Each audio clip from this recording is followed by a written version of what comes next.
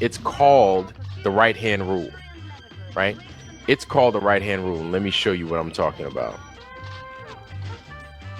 Here we go. So the right-hand rule, here's my thumb, right? The thumb would represent the North Pole. All we have to do, well, in this instant, the thumb is representing the North Pole. My fingers are representing the lines of flux. And basically what those lines of flux are is they are the results.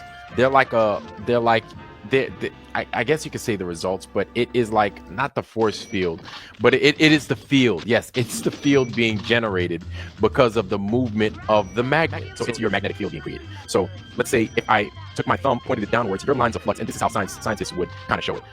The direction that's north, wherever it's going, the lines of force go in that direction. So if it's going up, and they call it the right-hand rule, that's why they call it the right-hand rule.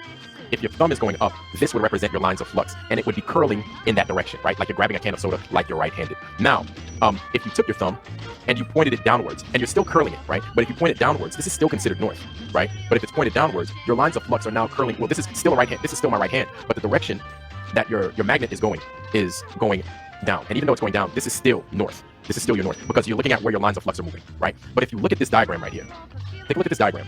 This is how we know. Well, if we're assuming that what science is saying is true, right? Assuming that what's because Harmon would come up here and start arguing with me. I know it. If north is coming downwards like this, right? Just like my fingers are curling, if north is doing that, these lines of flux are doing just like these arrows are showing right here. You understand what I'm saying? If you get where it is I'm coming from, put a 1 in the chat. If you have no clue what the fuck I'm talking about, that's fine. Put a 2 in the chat.